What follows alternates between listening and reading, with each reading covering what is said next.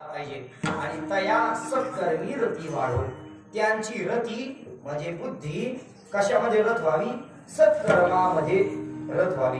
ही संतांची काय आहे? अवस्था आहे, संतांची भूमिका आहे. अर्थात करणे पाखंड खंडन, पाखंडी लोकांच्या ठिकाणी असणारा जो पाखंडपणा आहे त्याचं खंडन करणं हेच काय आहे? तुकोबाराय सांगतात आमचं काम आहे. आणि मग अशा लोकांचं पाखंड्याचं खंडन करून मग या ठिकाणी येऊन काय करायचं ते महाराज अभंगाच्या दुसऱ्या चरणात याचे आम्हा करणे काम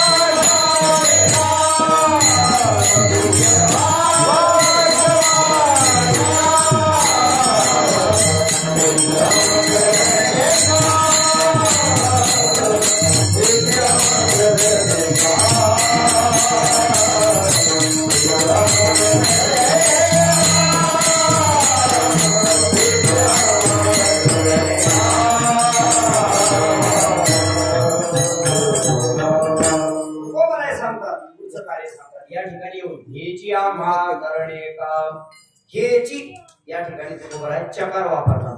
चकार म्हणजे काय? हा चकार फार बेकार आहे बरं का. तो काय करतो? बाकीच्यांचा पूर्ण व्यावृत्ती करून टाकतो. तुकोबाराय सांगतात हेची करणं म्हणजे आम्हाला दुसरं काहीही करणं नाही. कोणतं काम? बीज वाढवावे नाम. हे नामाचं बीज वाढवणं हे काय आहे? आमचं या ठिकाणी कर्तव्य आहे. संत महात्मे या ठिकाणी अवतार धारण करतात. कशा करतात? नामाचा प्रचार करण्याकरता. भगवंताचं नाम घेणं हे काय? भगवंताची एक भक्ती आहे बरं का. तर भक्तीचाच प्रचार संत महात्मे या ठिकाणी येऊन काय करतात? नामाचा महिमा बोलिलो उत्कर्ष. तुकोबाराय सांगतात मी काय करतो या ठिकाणी? नामाचाच महिमा काय करतो? बोलतो. हरिभक्तीचा महिमा विशेष वाढविला. देवबाराय सांगतात तुकोबारायच्या बाबतीमध्ये तुकोबारायांनी भक्ती केली परंतु कशी केली हो? सर्वसाधारण भक्ती नाही केली, विशेष भक्ती केली. हरिभक्तीचा महिमा विशेष वाढविला. विरती ज्ञानाचा ठेवा ओढिला. जगदोद्धारा लागे उपाय सुचविला. निंदक दुर्जनांचा संदेह निरशिला. तुकोबारायांनी विशेष भक्ती केली. अहो किती विशेष भक्ती केली!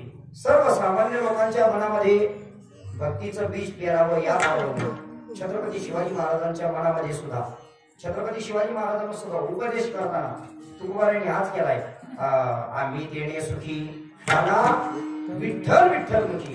आम्हाला जर सुखी करायचं असेल तर तुम्ही काय करा? मुखाने विठ्ठल विठ्ठल नामस्मरण करा. त्याची पार्श्वभूमी अशी आहे. काय झालं?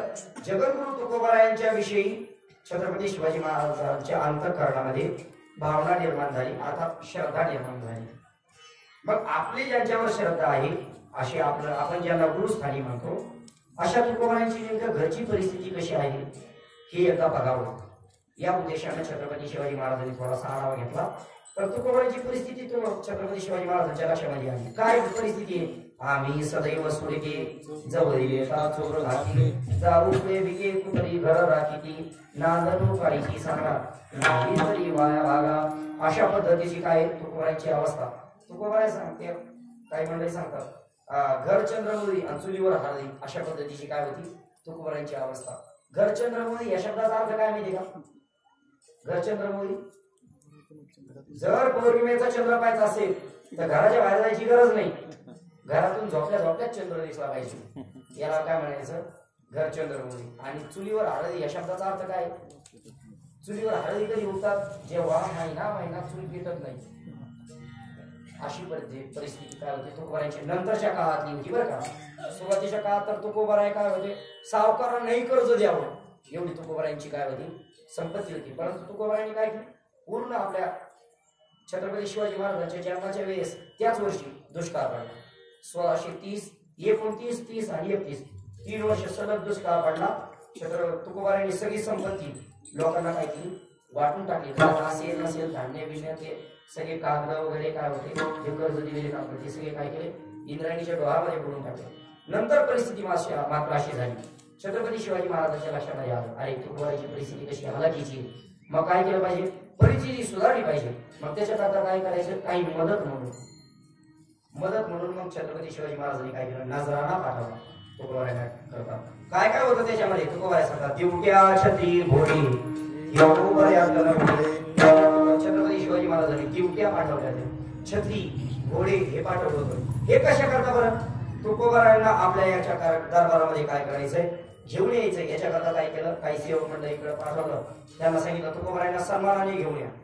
घोडे पाठवले, छत्रीवर छत्र धरण्याकरता छत्र, त्याच्याबरोबर समोर दिवट्या म्हणजे काय ते दिवे. एखाद्याला सन्मानाने आणायचं असेल मग काय करतात, जेवढी सजावट करता येईल तेवढं त्या पद्धतीनं तुकोबारायांनी छत्रपती शिवाजी महाराजांनी काय केलं, नजराणा पाठवला. हे सगळ्या बोलावलं धाडलं. परंतु तुकोबाराय सांगतात, हे तो बऱ्याकडे काय झालं, छत्रपती शिवाजी महाराजांनी तुकोबारायांना नजराणा पाठवला. तुकोबारायांना ते आवडलं नाही. मग तुकोबारायांनी बोलायला पण पाहिजे होतं शिवाजी महाराजांना, बरोबर. तुकोबाराय शिवाजी महाराजांना नाही बोलले, तुकोबाराय भगवंताकडे गेले. भगवंताला सांगितलं, देवा अरे नावडे जे चित्ता तेच ओसी पुरविता, तुझं लागली एकुळी पांडुरंगा बोलली. देवा जे मला आवडत नाही ना तेच तुम्हाला काय करतो, पुरवतो. ही तुला खोड लागली. भगवान परमात्मा एखादा परमार्थ लागला ना ते हलवणी खुंटा अधिकारावर बळकट या न्यायाने भगवान परमात्मा त्याच्या मनामध्ये काय करतो, वेगवेगळ्या प्रकारच्या अगोदर संदेह निर्माण करतो. त्याच्यानंतर भक्तीच्या मार्गाला लागला, वेगवेगळे अर्थ निर्माण करतो. कोणकोणते अर्थ आहे, मध्ये सिद्धी घालली. सिद्धींना काय सांगत जा तुम्ही त्याच्याकडे जाऊन राहा. मग आता काही माणसं मग काय होतात, मध्ये सिद्धीमध्ये गुंततात. अष्टमासिद्धी सिद्धी प्राप्त झाल्या का मग याला दे आशीर्वाद, याला दे नारळ, याला दे लिंबू, या पद्धतीचे काय करतो माणसं सुरू करतात. ते भगवंताच्या भक्तीमध्ये ते काय होत नाही, शेवटपर्यंत टिकत नाही. ते असं मी कोणाच तरी मुखामधून ऐकलंय, हे जे लोक शब्द देतात नाही एखाद्याला, दिली चाले वाचा क्षय मागितल्या तपाचा, ते एखाद्याला समजा आशीर्वाद दिला किंवा शाप दिला तर त्याचं भलं किंवा वाईट होईल. परंतु त्याच्यामुळे आपलं पुण्य कमी होत चालतं म्हणजे ज्याने दिला त्याचं. त्याच्यामुळे काय करू नये, कोणाला शब्द देऊ नये म्हणजे आशीर्वाद देऊ नये किंवा त्या सिद्धीचा वापर करू नये. भगवान परमात्मा कधी सिद्धीला आला, परंतु संत महात्मे मात्र या सिद्धीला काय करतात, अहो त्या सिद्धी त्याच्यासमोर रिद्धी सिद्धी हात जोडून उभा राहतात. संत महात्म्यांच्या समोर रिद्धी सिद्धींच्या काय करतात, संत महात्मे सांगतात, हे बाजूला तुम्हाला थांबायचं ना आमची इथं, मग दारात उभा राहा. रिद्धी सिद्धी द्वारी कर जोडून इष्टती, घरात यायचं नाही तुम्ही, दारामध्ये जायचं. हे संत महात्मे. बर त्याच्यानंतर मध्ये भगवान परमात्मा सिद्धीला नाही ऐकले, मग भगवान परमात्मा मध्ये स्वर्ग आणतो. भक्ती केली तर चला स्वर्गाला, चला स्वर्गाला. संत महात्मे सांगतात, हे स्वर्गाचं सुद्धा नको, हे स्वर्गाचं सुद्धा सुख नको, अहो वैकुंठाचं सुख नको तर नको वैकुंठेचा वास, असे तया सुखानाश अद्भुत आरस कथा काही नामाचा. तुकोबाराय सांगतो, देवा आम्हाला वैकुंठ सुद्धा नको. म्हणती वैकुंठ ते कालची झाले बाई, अशा पद्धतीचं काय वैकुंठ सुद्धा नको. मग काय हो, फक्त आम्हाला काय झालं पाहिजे, सतत भगवान परमात्म्याचं नामच, तुझं नामच तुझ्या भजनामध्येच आम्ही सतत रत झालं पाहिजे. भगवंताने विचारलं तुकोबारायांना, महाराज तुम्ही माझं नाव घ्यायचं म्हणता असं माझ्या नावामध्ये काय पडलंय हो? काय माझ्या नावामध्ये? मी प्रत्यक्ष तुमच्या समोर उभा आहे, तरी सुद्धा तुम्ही काय करता? सतत तुझं नाव भगवान माझं नाव घेता. आपण असे एखादी गोष्ट प्राप्त झाली की मग प्राप्त झाल्यानंतर साधनाचा काय करावा लागतो? त्याग करावा लागतो. दृष्टांत सांगतो. तुम्हाला इथून चाकणला जायचं. चाकणला जाण्याकरता तुम्ही घरातली टू व्हीलर बाहेर काढली, टू व्हीलरवर बसली, चाकणला गेली. चाकणला गेल्यानंतर गाडीवरच बसून राहणार का? तुमचं जे काम आहे ते करणार. काय करणार? जे काम आहे ते करणार. गाडीचं काय करणार? त्याग करणार. पुन्हा परत तिथून घरी घराकडे निघायचं, पुन्हा परत गाडी घेऊन निघणार. घरी आल्यावर गाडीवरच बसून राहायचं का? पुन्हा परत दुसरं काही काम करायचं? एकदा साध्य प्राप्त झालं की साधनाचा काय करतो मनुष्य? त्याग करतो. ज्याला भगवान परमात्मा प्रत्यक्ष प्राप्त असेल त्याला भगवंताचं भजन करण्याची काय गरज? भगवंताने आता तुकोबाराने विचारलं, म्हणे महाराज मी तुमच्या समोर प्रत्यक्ष उभा आहे, तरी सुद्धा तुम्ही सारखं माझंच भजन करता. देवा म्हणले, संतांनी सांगितलं, देवा अरे तू नाही पाहिजे म्हणे आम्हाला, तुझ्या नामाचा महिमा तुझं न कळे मी कशा. देवा तुझ्या नामाचं जे महात्म्य ना ते तुला नाही कळायचं म्हणे. त्याच्यासाठी काय करावं लागेल? भक्त व्हावं लागेल. तू का म्हणे आम्हा जन्म होण्यासाठी तुला जर तुझ्या नामाचं महात्म्य करून घ्यायचं असेल तर तू भक्त होऊन जन्माला ये, मग तुला कळेल भगवंताच्या नामामध्ये काय ताकद आहे. अर्थात हे बीज वाढवावे नाम. संत महात्मे या ठिकाणी काय करतात? बीज वाढवतात. मी छत्रपती शिवाजी महाराजांचा दृष्टांत सांगत होतो. भगवान तुकोबाराने काय केलं? भगवंताकडे गेले, भगवंताची हाजिरी घेतली. भगवंताची हाजिरी घेण्याची जी ताकद संतांच्या मध्ये असते. भगवंताला खूप खासावलं आणि शेवटी छत्रपती शिवाजी महाराजांना पत्र लिहिलं तिथूनच, मुंगी आणि राव आम्हा सारी खाची जीव. भगवान तुकोबाराने सांगितलं, महाराज तुम्ही उदार आम्हाला कळलंय, परंतु आम्ही मात्र कसे आहोत? तीही त्रिभुवनी आम्ही वैभवाचे धनी, तुम्ही कळले ती उदार साठी परिसाची गार. तुकोबाराय सांगता तुम्ही उदार आहात, तुम्ही धर्मपरायण आहात, परंतु आम्हाला या गोष्टीची कशाची गरज नाही. मज भूमीशी कासया. मला या ठिकाणी याच्यामध्ये कशाला गुंततात? मला हे नको. जर आम्ही खुश राहावं, आम्ही सुखी राहावं असं जर तुम्हाला वाटत असेल तर मग काय करा? आम्ही देणे सुखी म्हणा विठ्ठल विठ्ठल. तुकोबाराय छत्रपती शिवाजी महाराजांना जे पत्र लिहिले त्याच्यातला शेवटचा अभंग हा आहे. आम्ही सुखी व्हावं असं जर तुम्हाला वाटत असेल तर मग काय करा? म्हणा विठ्ठल विठ्ठल मुखी. तुम्ही काय करा? मुखाने नामस्मरण करा. तुमचे रवित धन हे मृत्तिके समान. तुम्ही पाठवलेलं जे काही धन वगैरे पैसा वगैरे हे मला सगळं कसं आहे? सोने आणि माती. आम्हा समान हे चित्ती. आम्हाला मातीप्रमाणे ते मला मृत्तिके समान. आम्ही सुखी राहावं. दिला ठेवा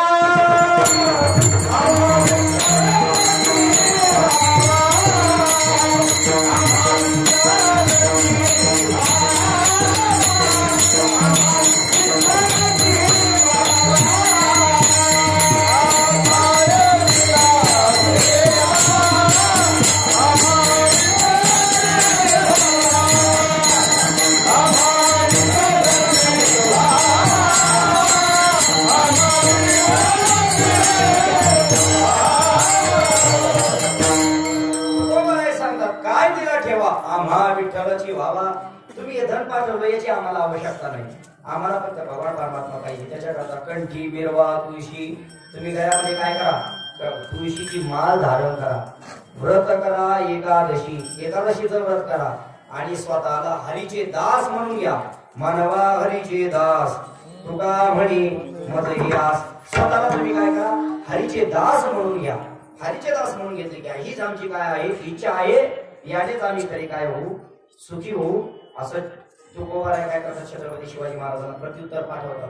यदा कदाचित आजच्या एखाद्या राजाने जर आमच्यापैकी कोणत्या महाराजाला धन पाठवलं असतं, नजरानं पाठवलं असतं तर आमचं काय उत्तर गेलं असतं?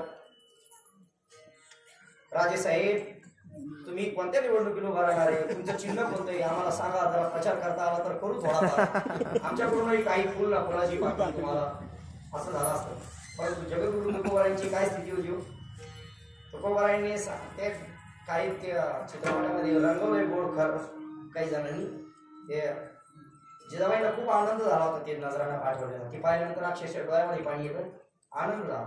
तुकोबारायांनी सगळी आभूषणं खाली उतरायला लागली. सांगितलं आम्हाला नको म्हणे. ही अवस्था जेव्हा प्राप्त होईल ना तेव्हा खरा परमार्थ आपला सिद्धाला गेला असं वाटतं. नाहीतर तोपर्यंत मनाच मध्ये थोडी जरी धनाची अपेक्षा राहिली ना तरी उपयोग नाही. ते राका, रंका, बंका आणि वंका या तिघांचा एक दृष्टांत सांगितला जातो. संत मालिकेमध्ये तिघांना फार मोठं स्थान आहे. रंका, बंका आणि वंका. तर यांच्याबद्दल रंका आणि बंका पती पत्नी आणि त्यांची वंका नावाची मुलगी. असं ती बाई काय झालं, लाकूड तोडण्याचा काय होता त्यांचा व्यवसाय होता. मग लाकूड तोडण्याकरता काय झाले, वनामध्ये चालले. वनामध्ये चालल्यानंतर पुढे रंका महाराज चालले, पाठीमागे पंखा आणि त्यांच्या पाठीमागे त्यांची मुलगी छोटीशी वंका महाराज चाललेली. आणि ते चाललेले असताना अचानक रंका महाराजांना समोर एक सोन्याचं काय झालं, कंकण दिसतं. कंकण म्हणजे काय, बांगडी. पूर्वीच्या काळामध्ये जे कंकण वापरलं जायचं कड, हे काय झालं, सोन्याचं दिसलं. रंका महाराजांच्या लक्षामध्ये आलं, अरे हिचं सोनं पडलंय. बरं, आपल्याला तर ही उचलायची अपेक्षा नाही, परंतु आपल्या पाठीमागून आपली पत्नी येते, तिच्या पाठीमागून आपली मुलगी पण येते. त्या दोघींनी जर उचललं तर आपल्यावर चोरीचा आळ येऊ शकतो किंवा आपल्या भक्तीला काय होईल, कमीपणा येईल. मग काय केलं पाहिजे, म्हणून ते आपल्या मुलीला आणि पत्नीला दिसू नये म्हणून रंका महाराजांनी चालता चालता पायाने काय केलं, हळूच त्याच्यावर काय केली, माती पुढे गेले. पाठीमागून बंका महाराज येत होत्या, त्याच्या पत्नी. त्यांनी बघितलं आपले पती चालता चालता इथं काहीतरी थांबले. काय थांबले म्हणून लक्षपूर्वक बघितलं तर सोन्याचं कंकण दिसलं आणि ते अर्धवट थोडस पुढं राहिलेलं होतं. त्यांच्या लक्षामध्ये आलं, अरे आम्ही उचलू नये दोघींनी, म्हणून यांनी काय केलं, याच्यावर माती लोटली. पण ते राहिलेलं अर्ध पण त्यांनी काय केलं, झाकून टाकलं. अजून माती लोटली पायाने आणि पूर्ण झाकून टाकलं. पूर्ण झाकून टाकलं, पुढे गेल्या. आपले आई वडील दोघंही या ठिकाणी थांबलेत. म्हणून अशी छोटीशी 5-7 वर्षाची मुलगी असेल, का बरं या ठिकाणी थांबले होते आणि पायाने काय केलं, म्हणून तिनं काय केलं, थोडीशी माती बाजूला सारली. माती बाजूला सारली तर ते सोन्याचं कंकण दिसलं आणि ती मुलगी रडायला लागली. आई वडिलांना आवाज गेला, दोघे पाठीमागे आले. त्यांच्या लक्षामध्ये आलं, म्हणे का रडते, म्हणे तू का रडते. तिनं सांगितलं, मी खूप करंटी आहे म्हणे. काय, कशामुळे करंटी, म्हणजे ज्यांना मातीमध्ये भेद दिसतो अशा आई वडिलांच्या पोटी मी जन्म घेतला. म्हणजे बघा मुलीची भक्ती केवढी असावी. आई वडिलांना तरी सोनं आणि माती यांच्यामध्ये भेद दिसला. ती मुलगी सांगते का मला जशी ही माती आहे ना तसंच ते कंकण सुद्धा माती प्रमाणेचे. एवढ्या प्रकारची जेव्हा आपली भक्ती होईल तेव्हा भक्ती सार्थकी लागली असं वाटतं. अर्थात तुकोबारायांची ती अवस्था होती. तुकोबारायांनी छत्रपती शिवाजी महाराजांना सांगितलं, आम्हाला हे सर्व धन नको, आम्हाला हे सर्व माती समान आहे, आम्ही सुखी राहावं असं वाटत असेल तर म्हणा विठ्ठल बीज वाढवावे नाम. या ठिकाणी येऊन काय करणार, आम्ही भगवंताच्या नामाचं बीज काय करणार, वाढवणार. बरं, आता हे वाढण्याकरता, हे कार्य करण्याकरता काहीतरी मी काय करणार, प्रक्रिया वापरणार, कोणती पद्धती वापरणार, त्याच्याकरता मी काय करणार, काहीतरी शस्त्र हातामध्ये धरणार. कोणतं शस्त्र, महाराज अभंगाच्या 3ऱ्या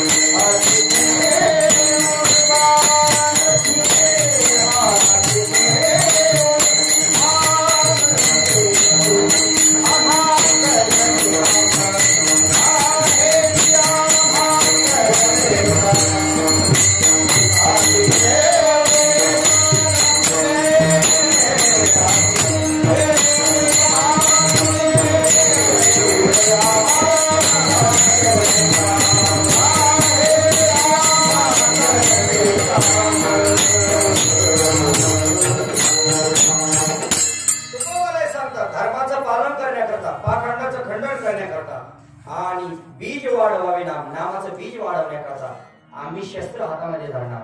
काय लढायला शूर निघाला की त्याच्या हातामध्ये काहीतरी काय असलं पाहिजे, शस्त्र असलं पाहिजे, कोणतंही असो, परंतु त्याच्या काळानुरूप शस्त्र असलं पाहिजे. बिना शस्त्राचं लढायला जाऊ नये, नाहीतर लढायला निघाला तलवार घरी ठेवून निघाला, उपयोग नाही. काय झालं, ते एखादा शूर त्याच्यातूनच त्या शस्त्रातूनच खरा शूरवीर कळतो बरं का. त्याच्यातूनच त्याची चालवण्याची पद्धत वगैरे. नाहीतर काही जण तुकोबाराचे गोड वर्णन करतात. ढाल तलवारी गुंतले हे कर म्हणे मी झुंजार कैसा झुंजू. काय झाला पाखांडी म्हणजे जो शूरवीर नाही परंतु काय झाला बरंच काय झाला गेला लढायला. गेल्यानंतर तिथं समोर पूर्ण पाटांगण त्याच्यामध्ये दोन्ही बाजूचं सैन्य त्यांच्यामध्ये घनघोर युद्ध चालू आहे.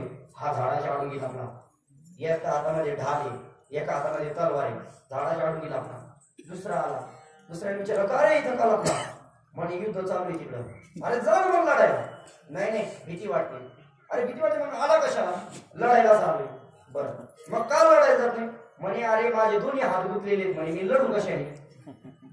आणि हातामध्ये काय होतं याच्या एका हातामध्ये ढाल होती एका हातामध्ये तलवार होती.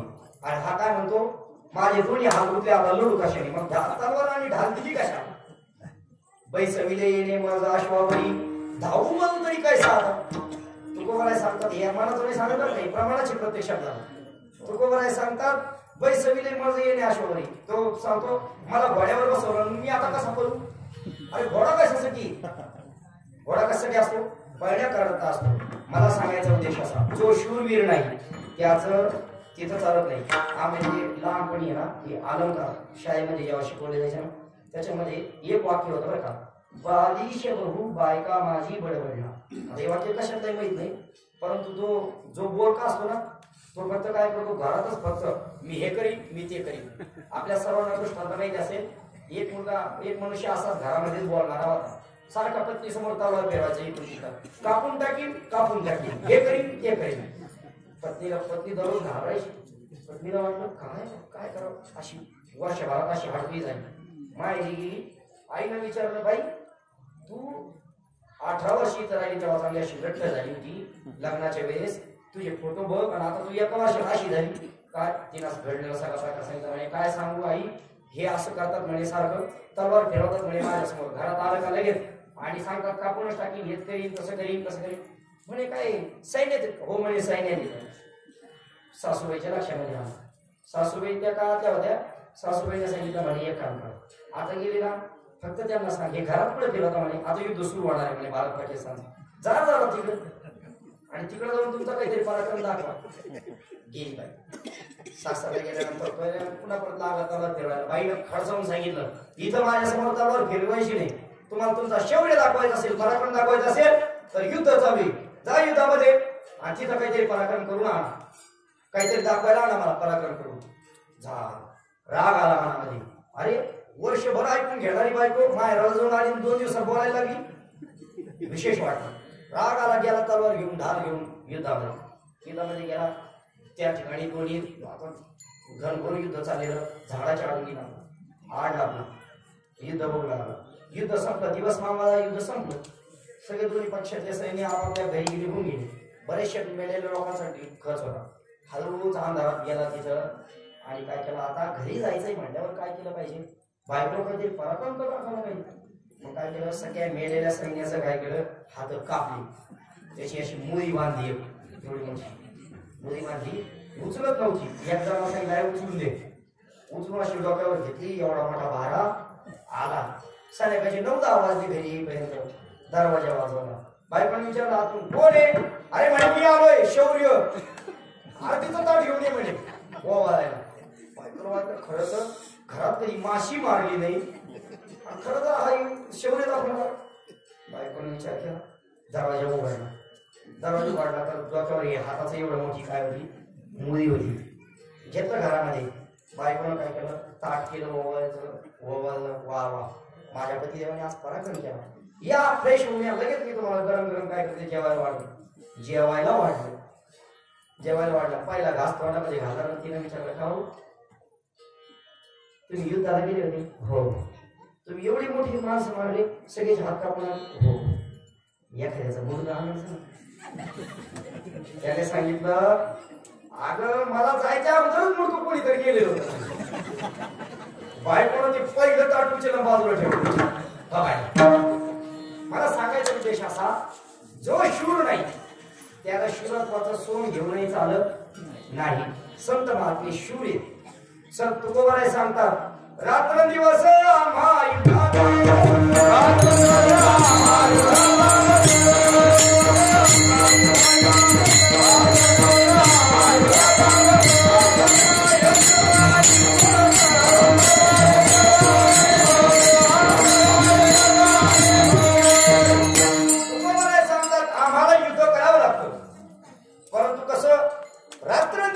करावं लागतं.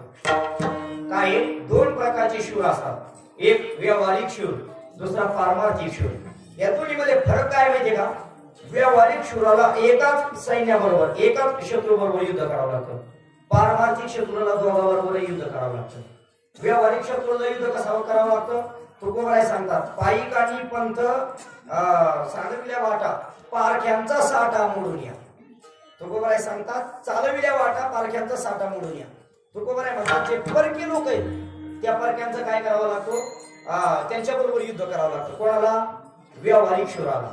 परंतु पारमार्थिक जो शूर असतो ना त्या पारमार्थिक शूराला दोघांबरोबर युद्ध करावं लागतं. कोणाबरोबर? अंतर्बाह्य जग आणि मन, जगाबरोबर युद्ध करावं लागतं पारमार्थिक शूराला. जे वाईट प्रवृत्तीने वागणारे लोक आहेत ना त्यांचाही बुद्धीचा काय करण्यात बदल करण्यामध्ये काय करावं लागतो? युद्ध करावं लागतं. आणि मनाबरोबर युद्ध करावं लागतं. मनातले जे काही विकार आहेत ते सुद्धा शत्रू आहेत, हे सुद्धा शत्रू बरोबर सुद्धा काय करावं लागतं? युद्ध करावं लागतं. म्हणून व्यावहारिक शूरापेक्षाही पारमार्थिक शूर श्रेष्ठ सांगितलंय. तुकोबाराय सांगतात अशा बरोबर युद्ध करायचं असेल, जर बीज नामाचं बीज वाढवायचं असेल तर हातामध्ये शस्त्र धरलं पाहिजे. तुकोबाराय सांगतात कोणतं शस्त्र घेतलं हातामध्ये? तीक्ष्ण उत्तरे, हाती घेऊनी बाण फिरे. हातामध्ये तीक्ष्ण उत्तर रूपी बाण मी काय केलेला आहे? धारण केलेला आहे.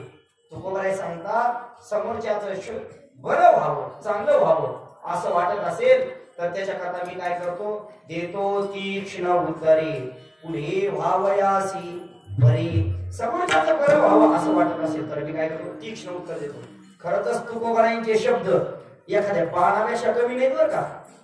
तुकोबारायांचे शब्द आता काय होतं? बहुतेक कीर्तनाला अभंग सगळे संत परच घेतले जातात. लोकांना वाटतं तुकोबारायांची वाणी वा किती किती गोड तुकोबाराय, किती मवाळकीचं बोलतात.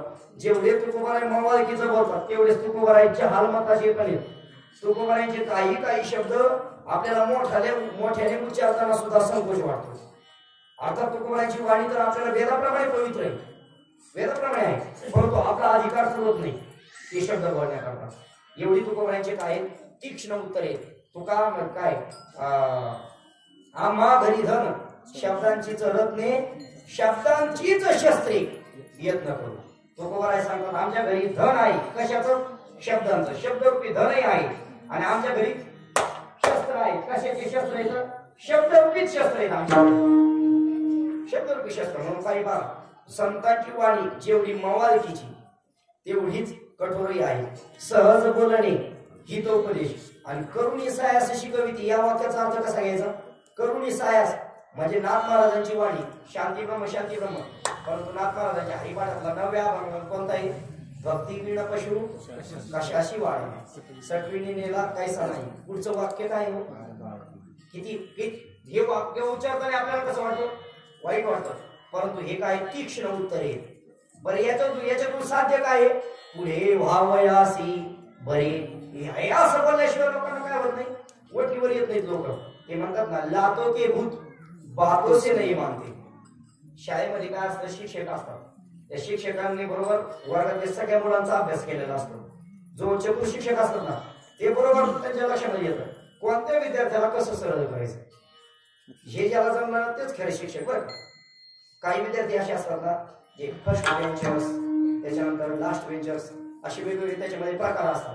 पुढच्या बेंचवाले, मधल्या बेंचवाले, शेवटच्या बेंचवाले. पुढच्या बेंचवाले नाही ऐकलं तर त्याला छडी हाणावी लागते. छडी हाणली का ते काय करतो? हुशार पोरगा असतो बिचारा. आज मार खाला म्हणून उद्या डोळे घरी जाऊन सर अभ्यास करतो, दुसऱ्या दिवशी अभ्यास पूर्ण करून घेतो. पण जे शेवटच्या बेंचवाले मुलं असतात ना ते शेवटच्या बेंचवाले आज मार खाल्ला ना हात चुईत हसत हसत जसं निवडून आलं तसं मागे बेंचवर जाऊन बसायचं. त्यांना काय नसते, ते म्हणतात ना लाज नाही तशात लिगत असते. म्हणून जो खरा शिक्षक असतो ना तशा विद्यार्थ्यांना मारत नाही. मग ते आले ना विद्यार्थी, अभ्यास नाही केला, चला ज्यांनी ज्या ज्या महात्म्यांनी अभ्यास केला नाही असे महात्मे उभा राहा, वा वा तुमचा सत्कार केला पाहिजे. असं काय करतो बोलतात, असं बोललं शब्दाचा मार. ते म्हणतात ना मारलेले वर बुजतात, परंतु शब्दाचे वर काय होत नाही, बुजत नाही. काही माणसं खूप चतुर असतात हो. एखादा मुलगा एखादा मनुष्य लहानपणी कधीतरी एखादा वाक्य बोललेला असतो, मरणाच्या शेवटच्या क्षणापर्यंत, आयुष्याच्या शेवटच्या क्षणापर्यंत माणूस ध्यानात ठेवतो, त्याचा तो शब्द अजून विसरला नाही. हे काय शब्दाची वर बुजत नाही. शब्द हे शस्त्र आहे. तुकोबाराय सांगतात आम्ही असणारा जे जगतामध्ये बदल आहे तो आम्ही हाताने करणार नाही. काय करू, शब्दरूपी शस्त्रानेच काय करू, त्याचा नायनाट करू. तीक्ष्ण उत्तरी हाती घेऊन बाण फिरे असे असताना तुकोबाराय सांगतात मग हे सगळं कार्य करताना आम्हाला कोणाची भीती नाही, नाही भीड भार तुका म्हणे सानाथोर. तुकोबाराय सांगतात हे सगळं कार्य करत असताना धर्माचं कार्य, कोणकोणते कार्य लक्ष द्या. धर्माचं पालन, पाखंडाचं खंडन, त्याच्यानंतर नामाचं बीज वाढवणं, हे तीनही कार्य करताना आम्ही कोणाची भीड भार ठेवत नाही. व्यवहारामध्ये काय होतं, एखादा नियम सर्वसामान्यासाठी वेगळा असतो आणि बाकीच्या लोकांसाठी वेगळा असतो, परंतु समर्थाचे घरी एकच अन्न. जे समर्थ लोक आहेत ना त्यांच्या ठिकाणी सगळ्यांसाठी एकच नियम. संप्रदायाची जी आचारसंहिता ना ती आपल्याकडून पाळण्यातच गेली पाहिजे. अशा पद्धतीने सर्वांसाठी एकच नियम. तुकोबाराय सांगतात आम्ही मात्र लहानांची भीड आणि मोठ्यांची भीड वार ठेवत नाही. तुकोबारायांच्या समोर सर्वसामान्य लोक आले तरी तोच नियम, आणि रामेश्वर भट्टासारखे पंडित वैदिक दशग्रंथी ब्राह्मण आले तरी सुद्धा त्यांच्यासाठी सुद्धा तोच नियम. तुकोबाराय सांगतात मी कोणाची भीड भार ठेवत नाही, नाही भीड भार तुकामळे सारावर हे ज्या मा करणे काम वाढवावे नाम विठोबा.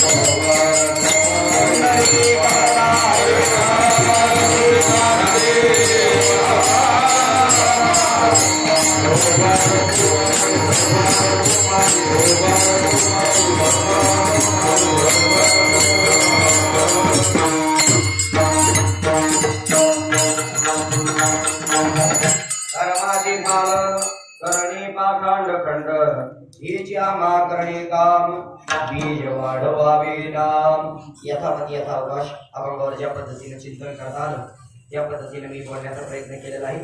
बहुतेक अभंगाच्या प्रत्येकच शब्दावर बोलण्याचा प्रयत्न केला आहे. कारण आम्ही ज्या संस्थेमध्ये शिकलो अशी स्वानंद सुखनाशी सद्गुरुश्री जोग महाराजांची वारकरी शिक्षण संस्था आचारसंहिताच अशी आहे की अभंग चिंतनावर घेतला, कीर्तन सेवेला घेतला, प्रत्येक शब्दावर काय झालं पाहिजे, बोलता आलं पाहिजे, समसमान न्याय देऊन बोलण्याचा प्रयत्न केला. अर्थात जे काही बोललो ते सर्व संस्थेची गुरुजन मंडळी या गुरुवार्यांचा आहे, त्यांच्या समोर बसूनच जे काही ज्ञान ग्रहण केलं ते आपल्या समोर बोलण्याचा प्रयत्न केला. मी सुरुवातीला सांगितलं हा अभंग सेवेकरता का निवडला. आज आपल्या हिंदू संस्कृतीतील मानबिंदू, सर्वोच्च मानबिंदू हिंदू हृदय सम्राट छत्रपती शिवाजी महाराज यांची जयंती आहे. त्या निमित्ताने आपल्याला त्यांचं स्मरण व्हावं, त्यांच्या कार्याचा थोडासा आढावा व्हावा या संबंधाने मी हा अभंग सेवेकरता निवडला. दुर्दैवाने म्हणतो बरं का, थोडस जबाबदारीने बोलतो, दुर्दैवाने छत्रपती शिवाजी महाराजांचे विचार जेवढे आपल्याला रुजवले पाहिजेत, आपल्यात रुजले पाहिजेत, तेवढे दुर्दैवाने रुजवले जात नाही. त्याला आपली शिक्षण पद्धती म्हणा, काय म्हणा किंवा दुसऱ्या गोष्टी म्हणा, या बऱ्याचशा अनेक गोष्टी कारणीभूत आहेत, दुर्दैवाने रुजवले जात नाही. आपल्याला फक्त छत्रपती शिवाजी महाराजांची जयंती आली की मग छत्रपती शिवाजी महाराज आठवतात. जर आपण चालताना जर समोरून येणाऱ्या एखाद्या माता भगिनीला रस्ता बदलावा लागत असेल तर आपल्याला छत्रपती शिवाजी महाराजांचा म्हणून घ्यायला लाज वाटली पाहिजे. जर आपल्याला स्वधर्माबद्दल स्वदेशाबद्दल जर स्वाभिमान नसेल तर आपल्याला छत्रपती शिवाजी महाराजांचं म्हणून घ्यायला लाज वाटली पाहिजे. छत्रपती जर आपल्याला संत बघितल्यानंतर भगवान परमात्म्याचा जर विटाळ वाटत असेल, जर राग येत असेल, द्वेष निर्माण होत असेल तर आपल्याला महाराजांचं म्हणून घ्यायला लाज वाटली पाहिजे. छत्रपती शिवाजी महाराजांचं बरेचसे लोक असे येतात जे खूप छत्रपती शिवाजी महाराजांना मानतात, परंतु देवाला मानत नाही तर संतांना मानत नाही. तुम्हाला एक सांगू का, हे लोक परंपरेने व्हायला छत्रपती शिवाजी महाराजांचाच अपमान करतात. तुम्ही छत्रपती शिवाजी महाराजांचं आयुष्य थोडंसं अनुभवा. महाराजांनी कुठल्याही संताचा कधीही द्वेष केलेला नाही. तत्कालीन जे काही संत मंडळी होऊन गेले त्या सगळ्या संतांचा काय केलाय, आदरातिथ्यच केलंय, मानच सांभाळाय. भगवान परमात्म्या अहो छत्रपती शिवाजी महाराजांचं नावच एका देवीच्या नावावरून ठेवलेलं आहे. कोणत्या देवीच्या नावावरून? शिवाई नावाची देवी. त्या शिवनेरी किल्ल्यावर जिचं मंदिर आहे त्या देवीच्या नावावरून. ज्या महाराजांचं नाव देवीच्या नावावरून ठेवलं, ज्या महाराजांचं कायमस्वरूपीची घोषणा जगदंब हर हर महादेव, जे महाराज कुठेही युद्धाला निघताना जर तुळजा भवानी मातेचं दर्शन करून निघत असतील, अशा महाराजांचे अनुयायी म्हणून घेणारे जर देवाचा द्वेष करत असतील तर हा छत्रपती शिवाजी महाराजांचा अपमान नाही का? आपण छत्रपती शिवाजी महाराजांवर जेवढी श्रद्धा आहे तेवढीच महाराजांची ज्या लोकांवर श्रद्धा होती त्यांच्यावर आपली काय असली पाहिजे, श्रद्धा असली पाहिजे. म्हणून आणि तोपर्यंत आपणही काय होऊ शकत नाही, प्रगती करू शकत नाही. मी सुरुवातीला सांगून गेलो, भक्ती आणि शक्ती याचा कुठेतरी संगम झाला पाहिजे आणि अशा पद्धतीचं आपलं आचरण व्हावं. या निमित्ताने हा अंगसेवेकरता मी निवडला. आपल्या प्रत्येकाची स्थिती ही झाली पाहिजे की आपल्याकडून धर्माचरण घडलं पाहिजे, त्याच्यानंतर पाखंड जे मत आहे त्याचं खंडन झालं पाहिजे आणि भगवंताच्या नामाचा कसा प्रचार प्रसार होईल या संबंधीचं आपण चिंतन केलं पाहिजे, या संबंधीचं आपलं आचरण पाहिजे. म्हणून हा अंगसेवेकरता निवडला. मी सुरुवातीला सांगितलं आपण सर्व मंडळी खूप भाग्यवान आहेत, कारण जगद्गुरु तुकोबारायांची जी साक्षात्कार भूमी आहे, कर्मभूमी आहे, साधना भूमी आहे, त्या पंचकृषीमध्ये आपण आहात. बरेचसे मंडळी आता आणि त्या मानाने कम नशिबी म्हणावं लागेल. आम्हाला हे ज्ञान मिळवण्याकरता, संप्रदायातलं शिक्षण घेण्याकरता दूर देशातून यावं लागतो. कुठं नगर जिल्हा, आता नगर जिल्हा तरी जवळ आहे त्या मानाने, काही गडचिरोली, भंडारा, गोंदिया, नागपूर, वर्धा त्या भागातून विद्यार्थी येतात, काही मध्य प्रदेशातून विद्यार्थी येतात, कर्नाटकातून विद्यार्थी येतात, आळंदीला येऊन शिक्षण घेतात, संप्रदायाचा प्रचार प्रसार करतात, ज्ञानोबा तुकोबारायांचं भजन करतात.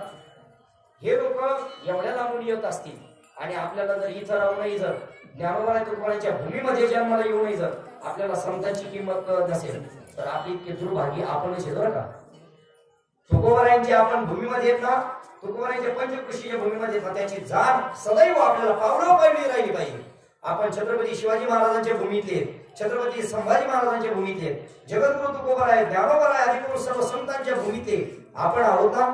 मग आपल्याला याची पदोपदी जाणीव राहिली पाहिजे, त्या संबंधीचं त्या अशा पद्धतीचं आपलं आचरण राहिलं पाहिजे. एवढीच या निमित्ताने आपल्या सर्वांना विनंती करतो. झालेली सेवा स्वार्थ सोडण्याची सद्गुरू श्री जोग महाराज, भगवान श्री ज्ञानोबाराय, तुकोबाराय आदी सर्व संत महात्मे, परंपरेतील सर्व गुरुजन मंडळी ज्यांच्यामुळे परमार्थाचा हा मला मार्ग दिसला अशा म्हणजे गुरुदेव श्रीराम महाराज जिंजुरके यांच्या चरणी सेवा समर्पित करून मी सुरुवातीला सांगितलं कीर्तन सेवेकरता आदरणीय सुभाष महाराज आहेत, लक्ष्मण महाराज आहेत, गोपाल महाराज आहेत. आपणही सर्व गावातील मंडळी बहुसंख्येने उपस्थित आहात. विशेषतः माता भगिनीची उपस्थिती लक्षणीय आहे.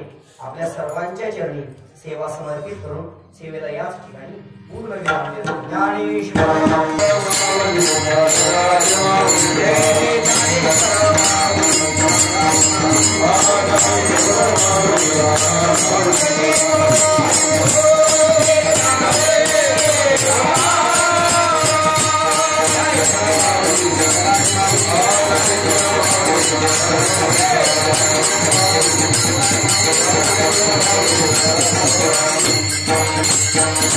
Thank you.